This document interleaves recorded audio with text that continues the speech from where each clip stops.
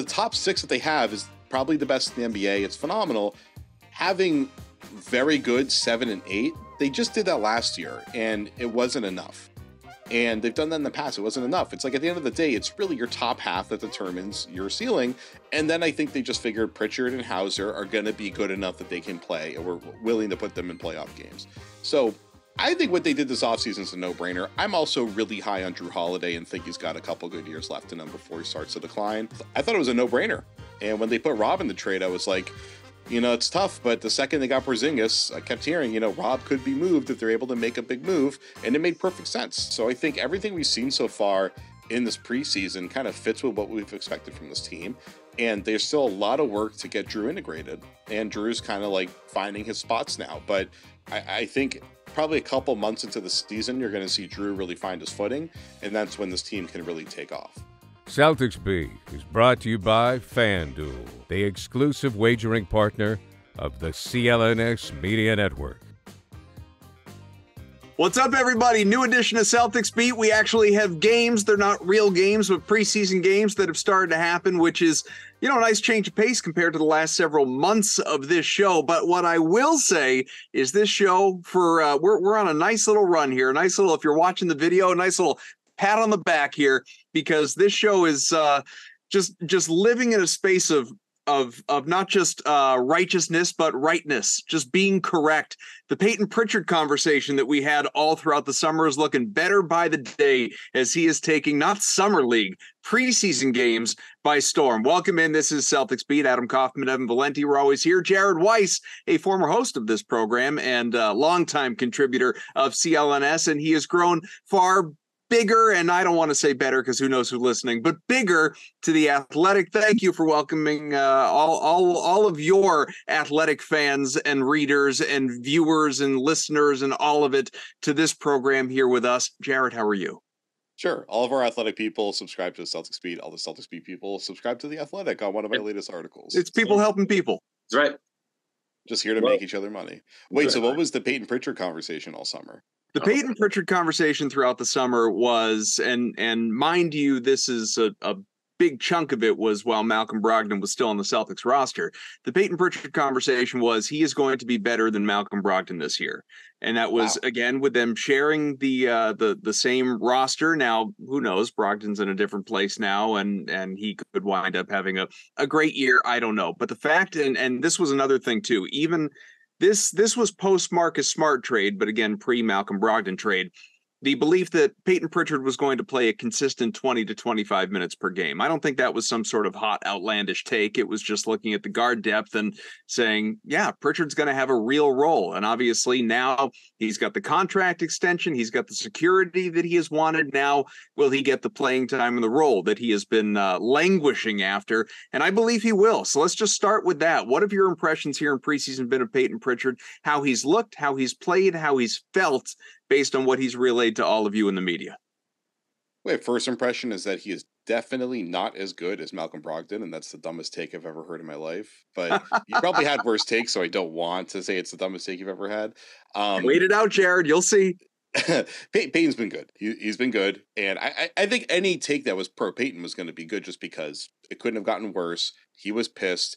He really worked on getting a little bit more explosive during the offseason, which is like a really important thing for him. Is I think a lot of people in Boston, they've watched Payton Pritchard and they've been like, why isn't he getting an opportunity? Why, like, he's clearly got talent.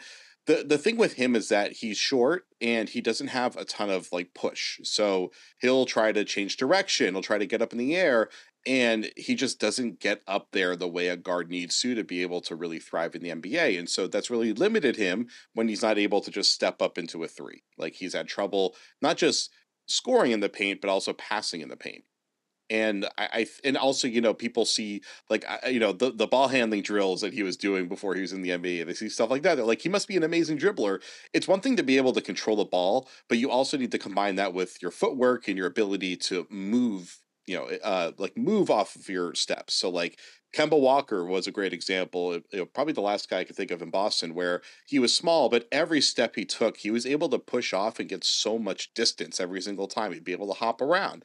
And that made him super effective. He was able to, like his step backs, he covered like 10 feet of space basically on those step backs. And now we're seeing with Pritchard, he's had a few of those step backs in the preseason and he's starting to come around. Like they did a really good job with, his training staff, with the team, of like really kind of getting more pop in his game, having him play with a little bit more speed. And like, Payton's aggressive, but he would usually kind of get towards where he needed to go and then he wouldn't find his window. And I think part of being super aggressive is like just going through and forcing that window. And I think we're starting to see that from him. So I would definitely be cautious about expecting more just because it's preseason. And I think every year people forget the gap between preseason defense and regular season defense. Like it's pretty drastic. The example I always bring up is, I don't remember what year, but back when I was a kid and I was still a fan, I remember Justin Reed had like a really huge preseason. He was like a second round pick. I thought he was going to start for the Celtics based on how he was playing. And I think he was out of the NBA by the end of that season. Like it's, there's a rude awakening, but I mean, we know Payton, we know that he can get a shot off in the regular season. I think the question is, can he run point? Can he hold up defensively? And can he get into the paint and then not have to turn around? Like he just needs to be able to have forward momentum when he has the ball. And I'm optimistic he's going to do it pretty well. I think this talk about him winning Sixth Man of the Year that I've seen a few people bring up, it's a little excessive, especially because the Sixth Man is going to be like either Al Horford, Derek White, or Jrue Holiday, maybe, right, based on the night. So like definitely not going to happen. But I think the Celtics paying him $7.5 million and just betting that he could be their backup guard was definitely the right call so far. And to clarify the take, by the way, just so there's no confusion about Sixth Man of the Year or something like that, it was not that Payton Pritchard was going to be better this year than Malcolm Brogdon was last year. It's that I absolutely expect regression out of Brogdon. He's not going to shoot the three as well as he did last year. It was an anomaly of a year in that respect. And there are a lot of things around that honestly, he just didn't do as well as, I think people are led to believe as it relates to winning Sixth Man of the Year. So it's a this year comparison, Pritchard versus Brogdon, just to, for any confusion that any listeners or you, Jared, may have around that, but, flaming hot take. But Ev, clearly, competent take. Yeah, he's clearly he is not. Weiss here is not as in on the Pritchard talk as we are. Well, I think he's doing a really smart thing. It's just called managing expectations. And I think that comes with a certain amount of level-headedness that sometimes you and I can get caught up in from time to time, that we don't really experience that. It has been a wonderful couple of games to watch Payton Pritchard really thrive. I kind of agree with Jared. He looks slightly more explosive. He's getting downhill a little bit more. He had a move, and now I'm just blanking on who he kind of sized up in transition, and I forget exactly one of the quarter because it's preseason. I don't, take as copious of notes as I normally do. But there was a point, I believe, in the second half of the Sixers game, the third game of the preseason, where he was kind of at one speed at around 3/4 court, sized up the defender who was approaching him to try and stop the ball, and just blew right by the guy for an easy layup. There's a couple other instances where I think it was against the Knicks where he'd get down low. I think it was against Sims. I don't remember exactly this point where he's down low, brings it back out, but does that little awesome, Tatum does it a lot now. The fake one way, spin back the other way and get an easy layup. I think he seems more comfortable at this moment. I was going back through when I found this video. I think Greeny had it in one of his blogs about. He was having a conversation with somebody about how he hired guys from the European leagues that he needed to come over and work with him, one-on-one to really guard him so he could really put some serious work in, not just getting defended by a chair or just having your basic 5-on-5 pickup that you see a lot of these superstars do. He was trying to have guys really guard him and put him to the ringer, so to speak. So the hard work that Pritchard has put in the off seasons seems like it's paying off. I'm with Jared in maybe we get to pump the brakes on it, but at the same time, I'm not here to tell you to not get excited because, he brings a certain amount of spacing to the floor if he's going to knock down threes from 35 feet. I mean, I'm not expecting it all the time, but he's clearly got a lot of confidence right now pulling up from wherever he wants to pull up from. And if he's a little bit more comfortable driving to the basket, how that could translate to points for other guys. I think Kaufman through the first couple of games, the offense has not been a concern at all. It seems like this team has taken maybe another step forward in their offensive sets. Seems like they're going to be able to run things without Jalen and Jason on the floor again against preseason defenses. And it's exciting because a lot of the things that you get annoyed about with this team are the stagnant offensive possessions they have at the end of games. And again, through 3 preseason games, we haven't seen that. So I think there's the level of optimism that I think collectively people are feeling, I think is warranted. And Pritchard is definitely at the top of the reasons as to why you should feel optimistic. He's been tremendous.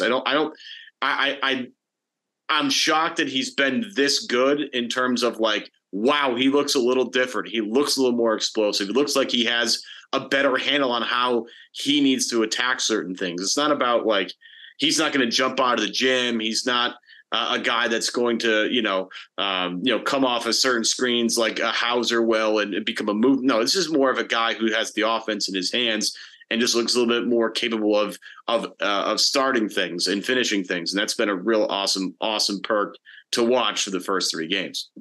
So, Jared, team wide, let's get off of Pritchard's jock for a second and talk about. I'm not done with Pritchard. Please, more about Pritchard by all means. Yeah. Let's say this is the Payton Pritchard tribute show. Sure. Yeah, listen, we can say an extra 20 minutes, by the way, if we have to. I want to get all these Pritchard takes off. First off, you mentioned the off-ball shooting. I actually think that's something that they should be using him more on because he's pretty good at that.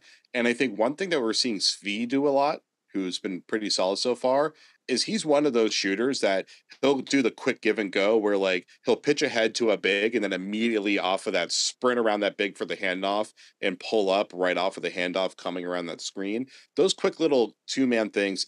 I feel like when the Celtics tried to do 2-man actions last year, it was kind of slow and deliberate. It's like, let's get either like one of the guards to sprint into a screen or let's get the spots right to do a pick and pop of the big. And like, because of Porzingis and because he can do pretty much everything out of a screen, they can do a lot of that. But I think using these guys like Pritchard, Hauser, and Svi and having Svi really show them how to do it in the NBA, getting a lot more of those quick, sprint into it 2-man actions would be really beneficial. And then just the other thing, and then I'll let Adam host the show again, is I told you I was going to talk about this. There's this one pass that really stuck out with me, for me with Pritchard, which was at the end of the Philly game on Wednesday, right? I think that's when it was. During training camp, the days are all a blur. But so and probably the whole regular season too. Yeah, I think it was late in the fourth quarter, or late in the game at least. Pritchard had the ball, and Jordan Walsh was wide open on the opposite elbow. He was on the right elbow. Yeah, I do know. We just saw Pritchard. Yeah, he took the pick and roll. He went down the sideline instead of going towards the middle, and he just like whipped a skip pass right on the money to Walsh. Obviously, Walsh bricked it because he's a rookie. He's not going to hit that shot. But to see Pritchard making a cross-court skip pass out of the pick and roll, I don't really remember seeing. I'm sure he's done it a couple times, but I don't remember seeing that. And it was not an easy window from what I remember. Like it was definitely a little bit of a tight window. He made the pass early. And if you're able to quickly hit that pocket and make that pass a step before everyone's anticipating it, that's how you thread it through those lanes. Because like, it's not like Jason Tatum where he's probably like 7'3" with the standing reach. So when he throws those passes, he's throwing it over the top of everyone. Like Payton's got to thread that. And he did a really good job at that. And I saw that pass. I'm like, whatever else he's doing, that's fine. But if he can play make at that level and he can pass one man past who he's supposed to be passing to, that's when he actually becomes a really good point guard and actually turns into like a really valuable 7th man. Yeah, and as long as he's not obviously reckless, careless, and isn't full what I might call, pro-am Payton, and can translate some of those skill sets obviously to the NBA game, which obviously he's done. And to your point, huge difference between summer programs to summer league to preseason to regular season, even to postseason. So it's just about seeing sort of maturity and growth. But it's nice that we have a sample size where we can't talk about Payton Pritchard and say, oh, he's never done this before, like Jordan Walsh. We know what he is capable of in the regular seasons. Just now he's going to have that much bigger a role opportunity. I think I don't even know, you could speak to it better than me, if he was ever in the doghouse per se with Joe Mazzulla last year. It's just for whatever reason, Pritchard, Brad showed I don't even want to say like certain guys believed in him, others didn't, but Brad Stevens, when he was coaching, showed a certain belief in Payton Pritchard, whereas he had an opportunity. Whereas, under Ime Udoka, took a while. for him to get off the pine. Mazzulla took a while for him to get an opportunity. Maybe it's because first-year head coaches tend to lean on the experienced guys and shorter benches and all of that. I don't know. But Pritchard, they know what they have in him now, and obviously they have shown that confidence in him with the contract. Where I was starting to go before, and maybe I should open the show with this, because again, we have games now to look back on, whereas this time last week talking to Himmelsbach we didn't. It's one of the big wait and sees from the Porzingis acquisition, Smart gone, Grant gone, and then fast forward Holiday acquisition and Rob gone and Brogdon gone, was okay, we have ideas for how this could look, what could potentially happen, and the versatility in the offense and what the abilities are defensively, all of this, but we need to see it in practice. And I know it's not like every player has played every game. Jays are getting some time off. Holiday's not playing huge minutes. Porzingis, anybody. Nobody's playing huge minutes in the preseason. They shouldn't be. But now that we are seeing a segment of what this does look like, what this can look like, what do you think compared to what we've seen all these years in the past? I mean, I don't understand why people are pushing back on the notion that it should be a consensus that what they did was the right thing to do. Mm-hmm. Like, I guess maybe 5 years ago, the idea of putting a big three together was all the rage. And now I think teams have backed off of that. I think most teams are realizing you really need a transcendent MVP level player and an all NBA complement. And you need an MJ and Scotty or a Shaq and Kobe pairing. That's probably the easiest way to do it, mostly because of just the realities of the salary cap, which became way more drastic this summer. Mm-hmm. And the thing is, with the second apron now, teams are going all in for 2 to 3 year windows, and they're probably backing out. We'll see how it works, but that's probably how it's going. So if your 2 to 3 year window now allows you to get 2 all-stars in, and I'm calling KP an all-star just because he's done it before, and last year he did play at that level, he just didn't make it. And there's probably 20 guys that play like all-stars, only 12 of them make it, right? But so, you got 4 all-stars, and then Derek White is one of the best role players in the NBA, and Horford is definitely losing some, but he's still a very good role player. It's the top 6 that they have is probably the best in the NBA. It's phenomenal. Having very good 7 and 8, they just did that last year, and it wasn't enough. And they've done that in the past. It wasn't enough. It's like, at the end of the day, it's really your top half that determines your ceiling. And then I think they just figured Pritchard and Hauser are going to be good enough that they can play, and we're willing to put them in playoff games. So I think what they did this offseason is a no-brainer. I'm also really high on Drew Holiday and think he's got a couple good years left in him before he starts to decline. And I thought him making All-Star last year was overdue. And all the criticisms about his playoff performance, I think they're mostly mitigated by the fact that he's going to be like the 3rd or 4th option in Boston, and he was stepping up to being the 2nd option for these last few years in Milwaukee. So I thought it was a no-brainer. And when they put Rob in the trade, I was like, it's tough, but the second they got Porzingis, I kept hearing, Rob could be moved if they're able to make a big move, and it made perfect sense. And now looking at the way this team's operating, it's like, I'm sure they're going to miss Rob, but once you start to see what Drew can really do, I mean, Drew offensively is very similar to Marcus Smart. He's just a lot better at a lot of the things that Smart tried to be good at, but just wasn't consistent at. And I think Drew's like the perfect point guard to put on this team. You don't need a super ball dominant guy. You don't need a pull-up shooter like a Dame or Curry type. You just need someone who's a good organizer, who's a good 3-level scorer, and knows how to control tempo. And I think he's perfect for that. So I think everything we've seen so far in this preseason kind of fits with what we've expected from this team. And there's still a lot of work to get Drew integrated. And Drew's kind of like finding his spots now. But I think probably a couple months into the season, you're going to see Drew really find his footing.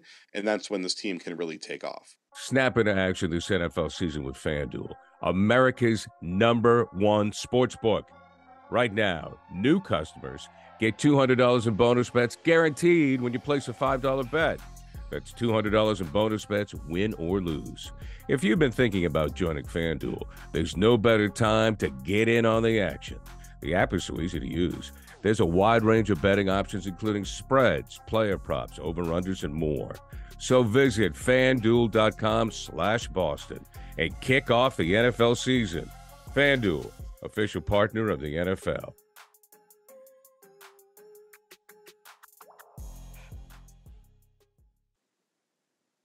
Yeah, the thing that has been kind of rolling around a little bit is just staying the Drew Holiday thing is this expectation that he might not actually start.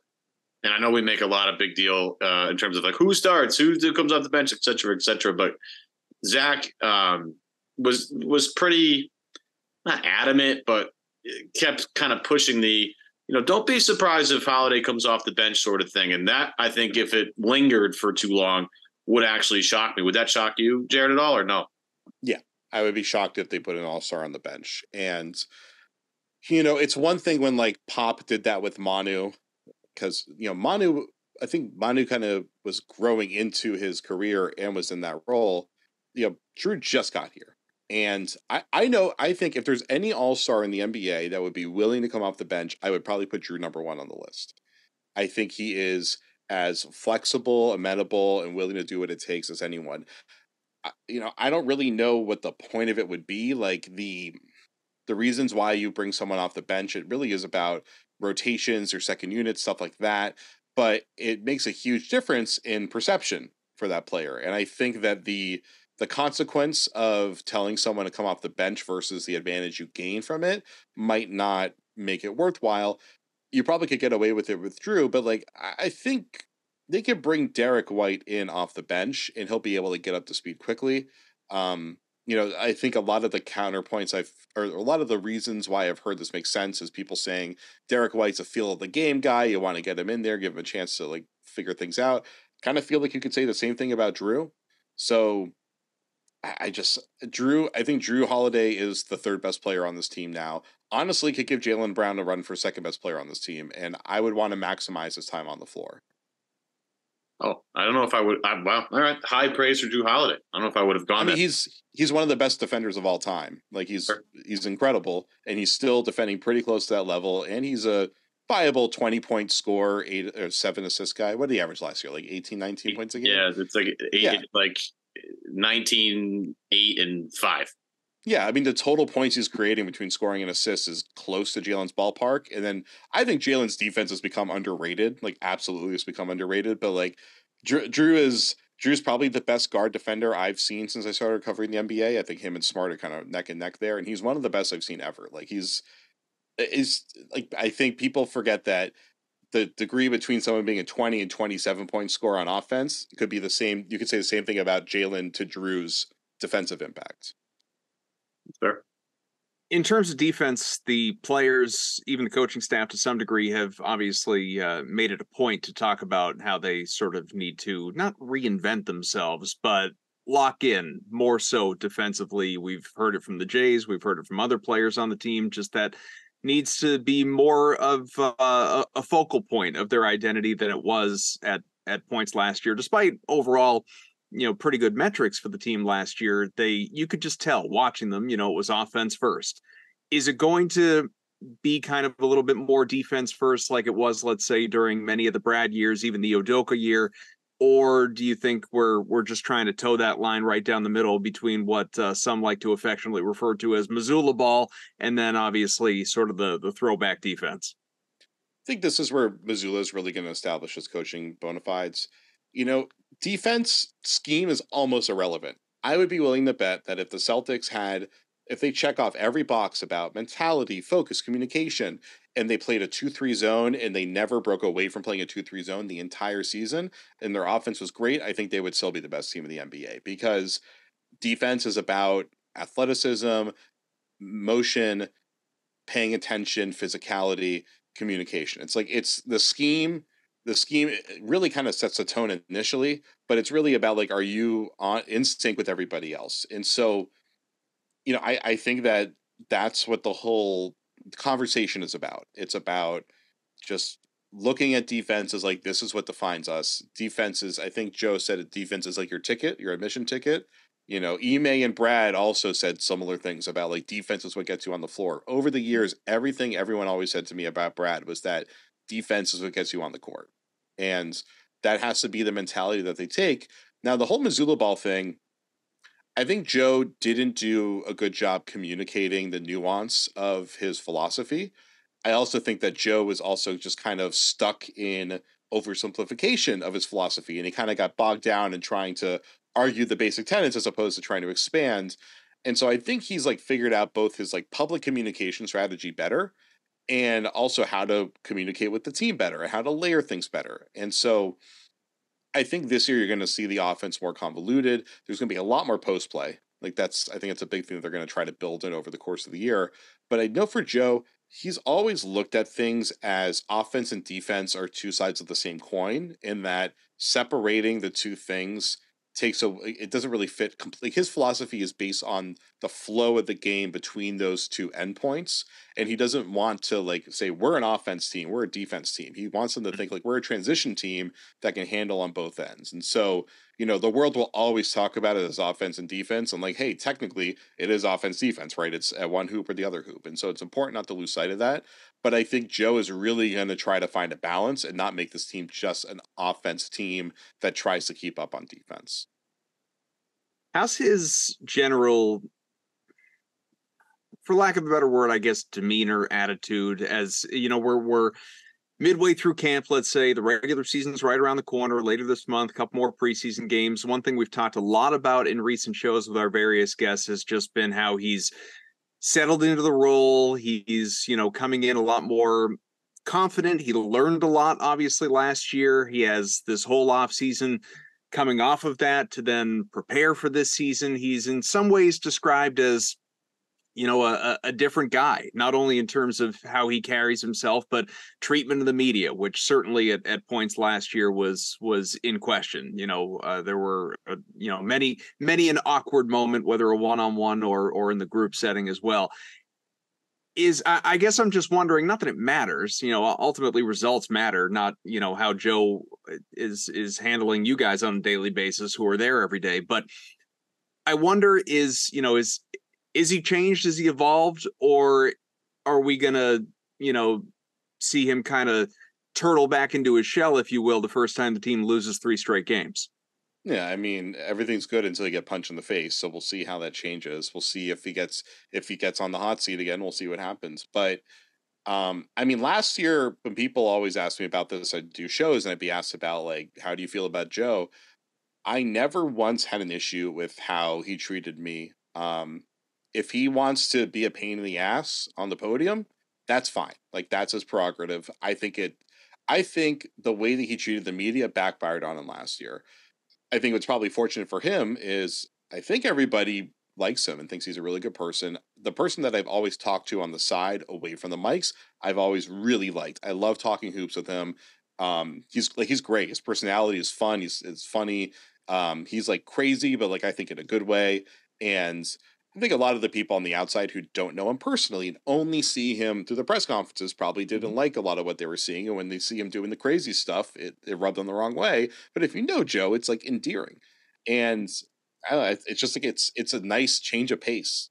Honestly, and like Ime was great with the media. He was super low key and low energy. And Joe is like upbeat and bright and exciting and challenging and stuff like that. So I really enjoy covering Joe.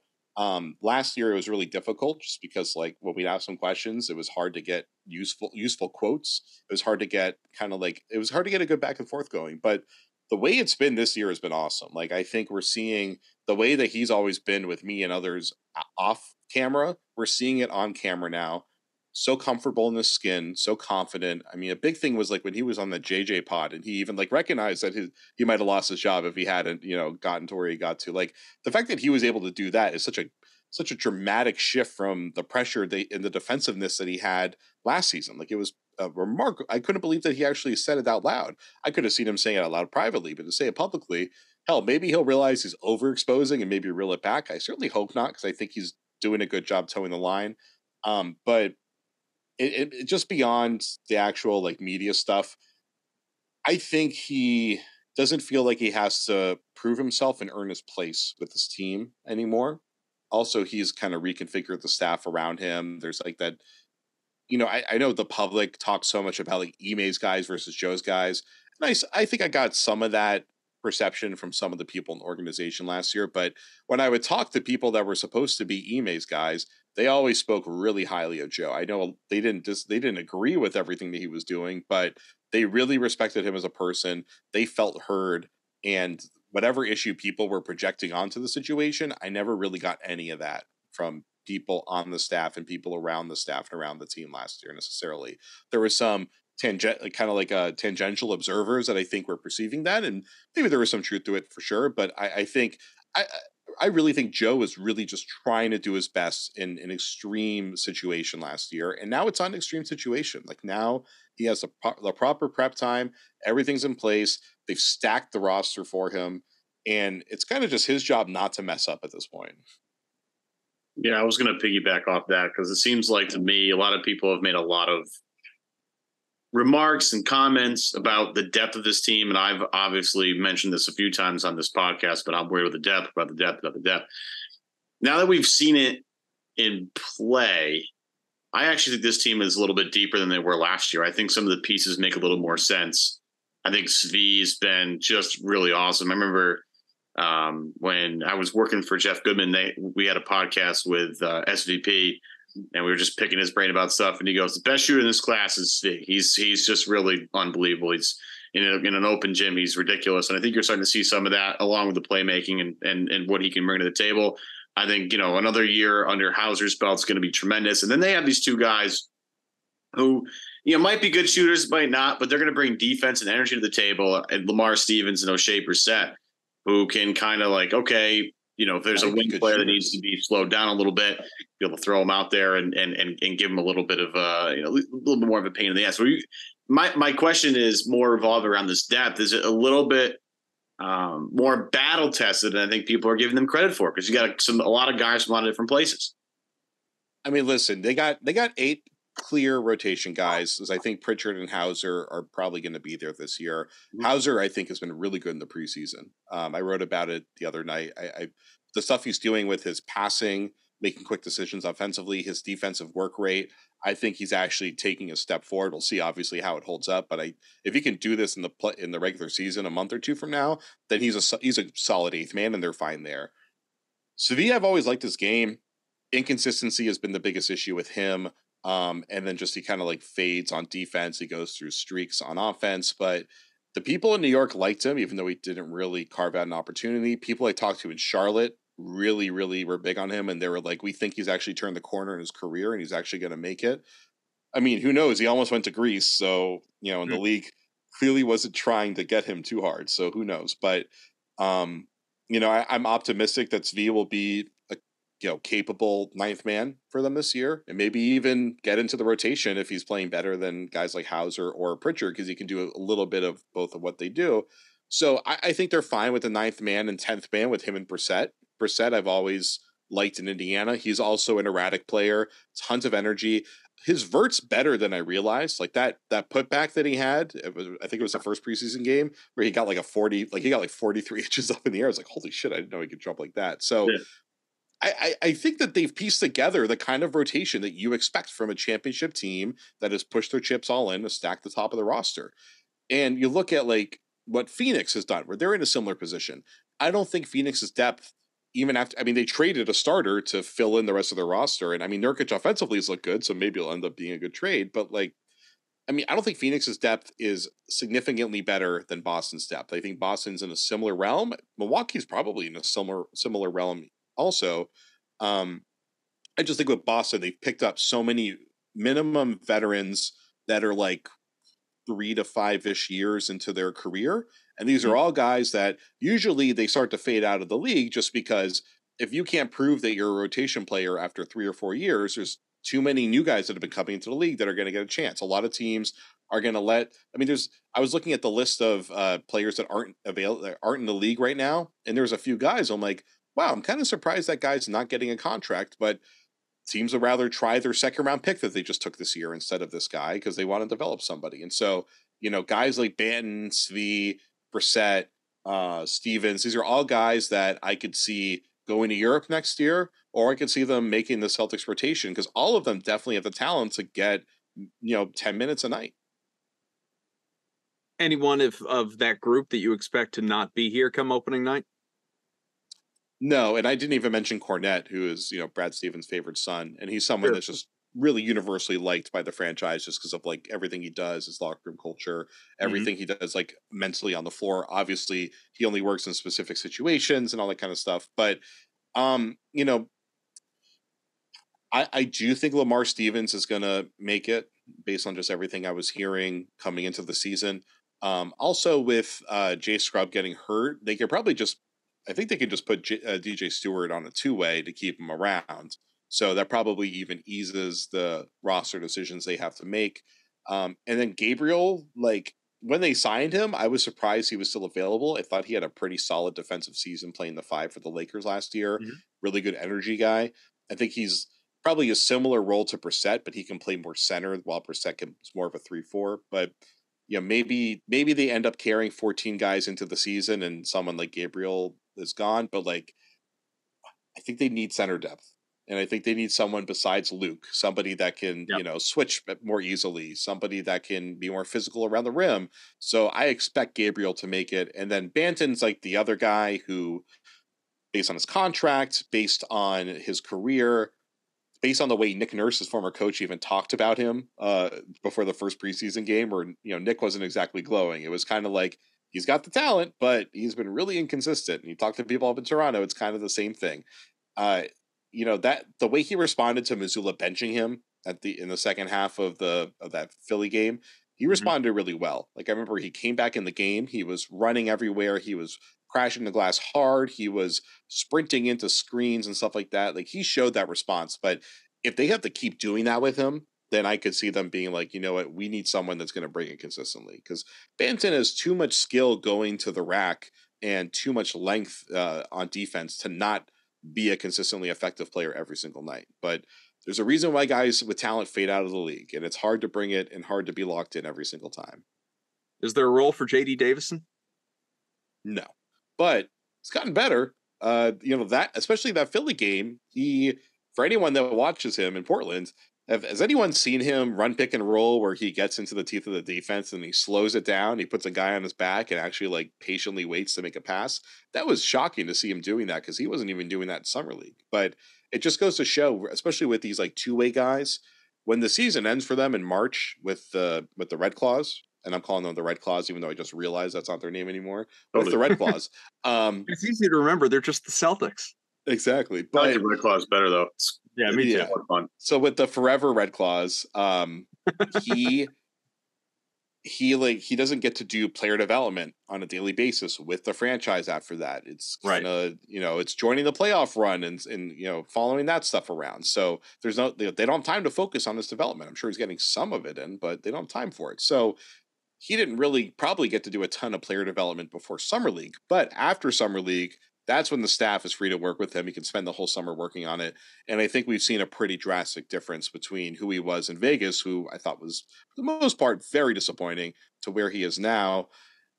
At the end of the day, his touch is just so off, like really clunky, doesn't feel confident taking floaters, any of that kind of stuff, that he's not going to play in the NBA until he gets there. But just seeing that he is now able to control his pace of dribble is already that next step that you want to see him take in his second year. Then maybe by season 3, if he's able to stick around at that point, he's got some sort of scoring ability there, and he's actually able to come around and be a full point guard. But all I know is, I don't know if you guys, I'm sure you guys have, but like for people out there that haven't seen him play in real life, he is so fast, and his passing vision on the move is very impressive. I have not seen many players in the NBA that can do what he can do. But there's just obviously so much more to being an NBA player than just being able to do that.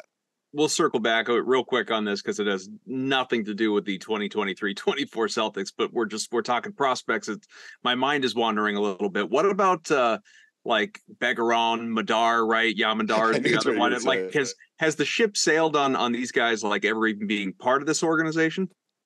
No, I'm not getting much optimism that Yamadar is coming over, and hope he and his family are okay with everything happening in Israel right now. Yeah, I mean, the progress that was there for year 2 is kind of stalled out, and he's been playing for, I think he's at Partizan again this year, right? I can't even remember off the top of my head. That's the wrong people. Yeah, he's been playing and doing a decent job for some, you know, high level European clubs. So I'm not sure why he didn't come over this year, but I think it might have been that he got a contract he wanted in Europe, if I'm remembering correctly. I'll have to go double check my notes later.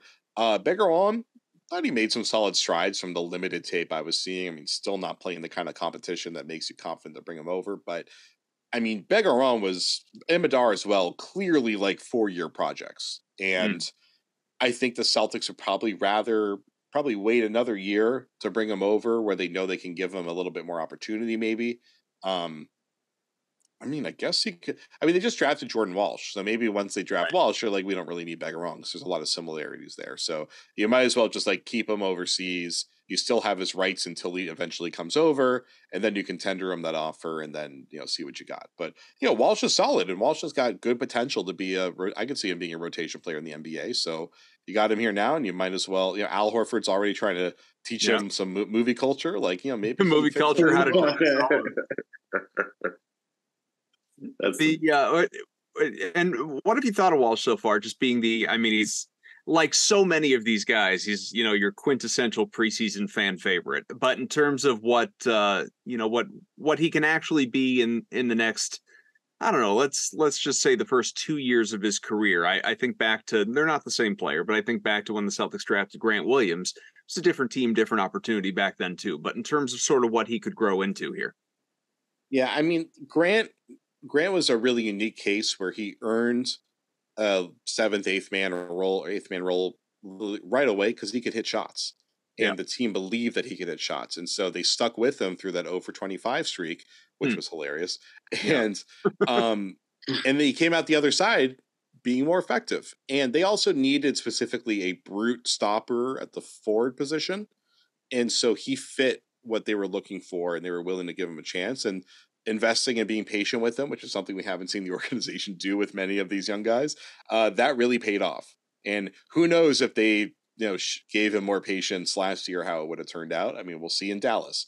Clearly Dallas believes in him since they paid him a lot for somebody who was, in and out of the rotation. But, I think Walsh's shot is not, it doesn't look like Grant's. Grant really improved his shot over that first summer and made drastic strides every single offseason. Jordan, I haven't quite seen that kind of mechanical improvement, that touch there yet, but I also have barely seen him take shots yet, so we'll see. I mean, I do remember when Pritchard made that beautiful skip pass to him, and he completely bricked a completely wide open shot. So, like, clearly, you need to hit those shots if you want to get minutes. Yeah. I think they really like his transition speed. I think that was a big part of why they took him, was he's going to be good in transition, probably on both ends. He could do it. And he's got some creativity on offense. In Summer League, you could see him trying to do all sorts of moves and like finishing moves and stuff like that. And he was so off, it was like ridiculous, but he eventually got a feel for it. So I think there's a lot of potential for him to be a little bit more of a creative scorer.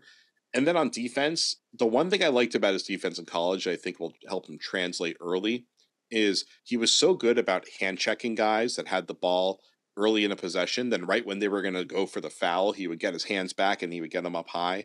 And I'm trying to give you some good defensive demos for all the people watching on video here. And it's really, really hard for young defenders that are supposed to be physical not to get caught with their hand in the cookie jar. And I mean, one thing I remember about Grant was he would foul out every single time he would play in his rookie year. And so I think Walsh being able to hold up defensively, probably be able to switch 2 through 3, maybe 4 competently, and eventually be able to switch on to ones at some point in the future. I think that the Celtics will probably go to him a little bit this year as they try to develop him, but I think Lamar Stevens is probably better than him at this point, because Lamar's a really steady defender. He's got a little bit of dribble drive game to him. And then his shot, from everything I've heard, he's really improved his shot this offseason, but we'll obviously see how it goes in the regular season. Ever wish you could navigate the betting field with the confidence of a pro? Enter Odds Are. They're not a sports book, but they're the sports betting advisor you always needed. It's like having a playbook for smarter bets right in your pocket.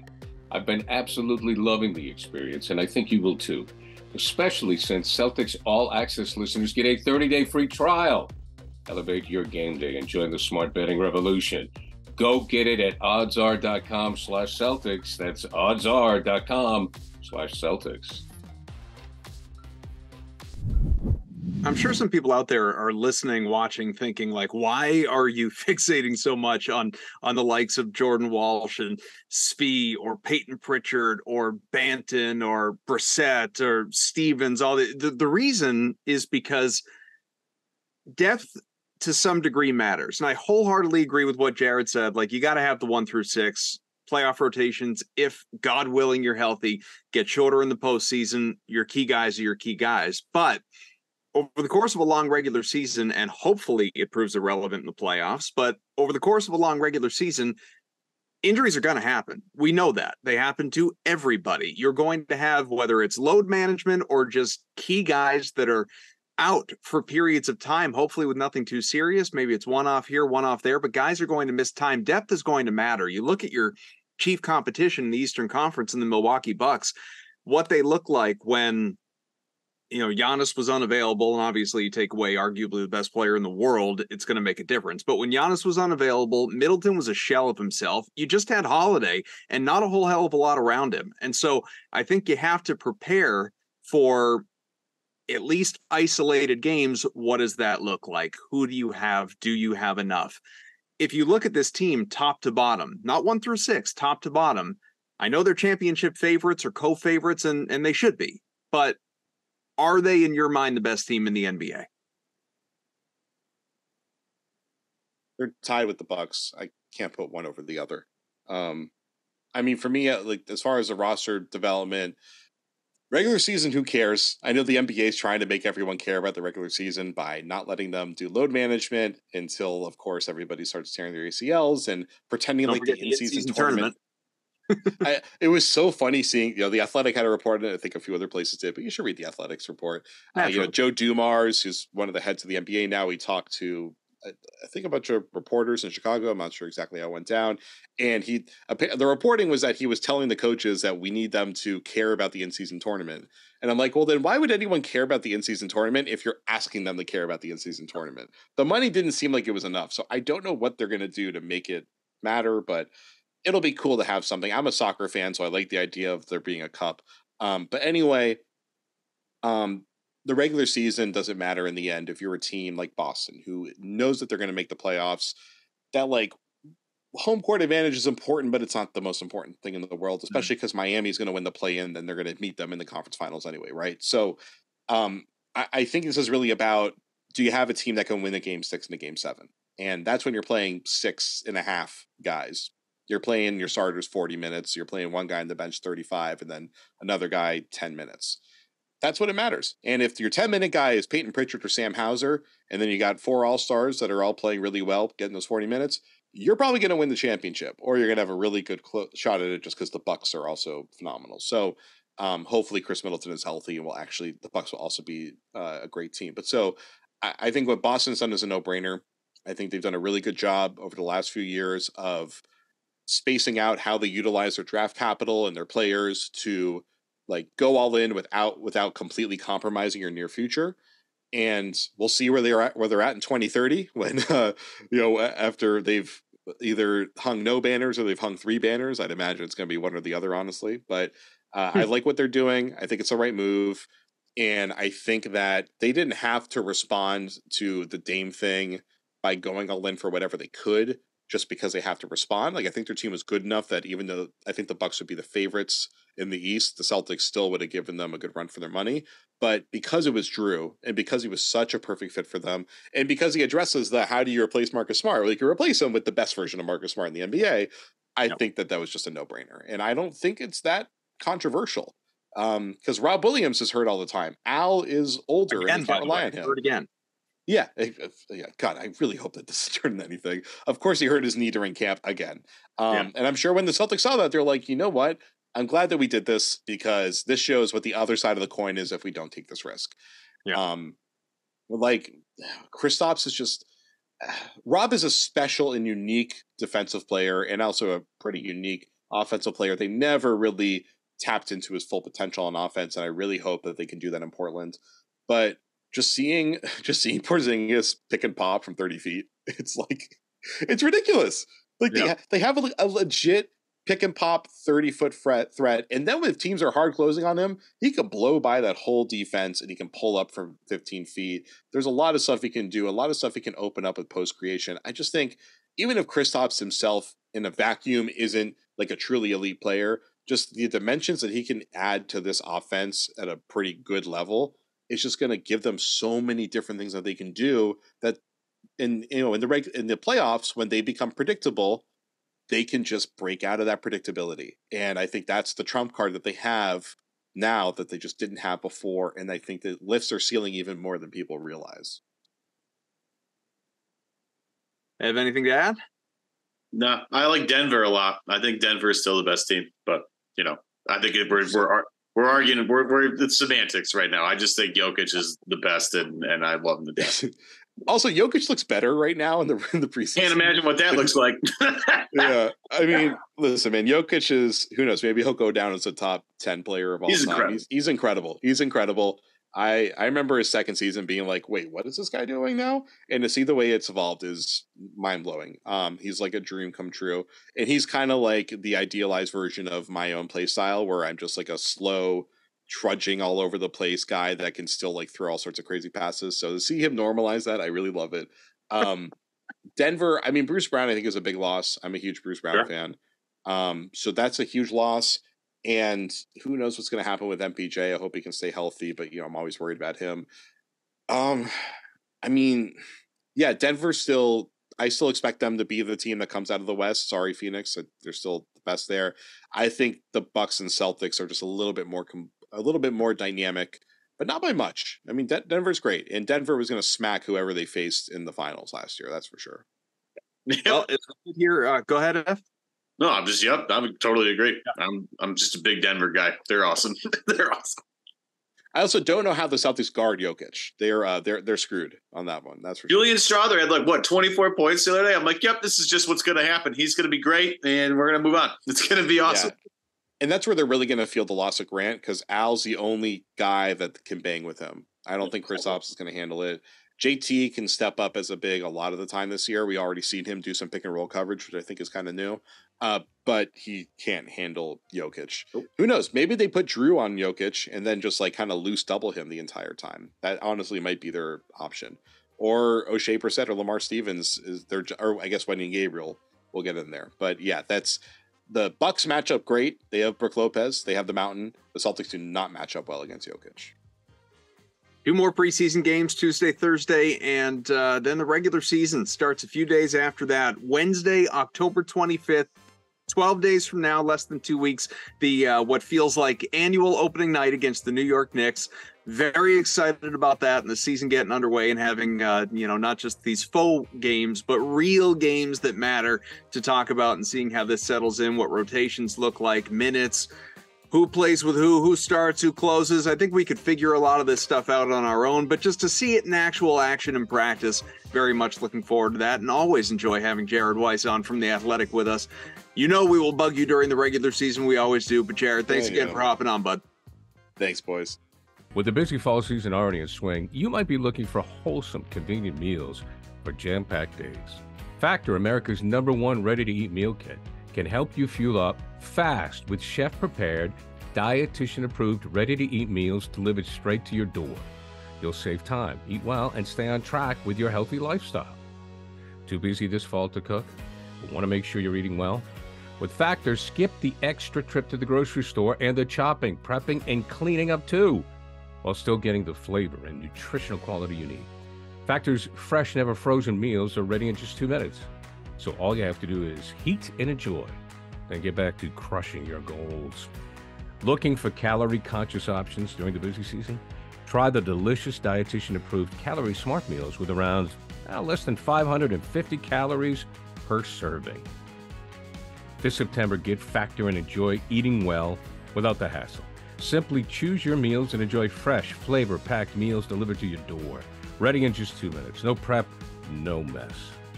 Head to factormeals.com/newsfeed50 and use code newsfeed50 to get 50% off. That's code newsfeed50 at factormeals.com/newsfeed50 to get 50% off.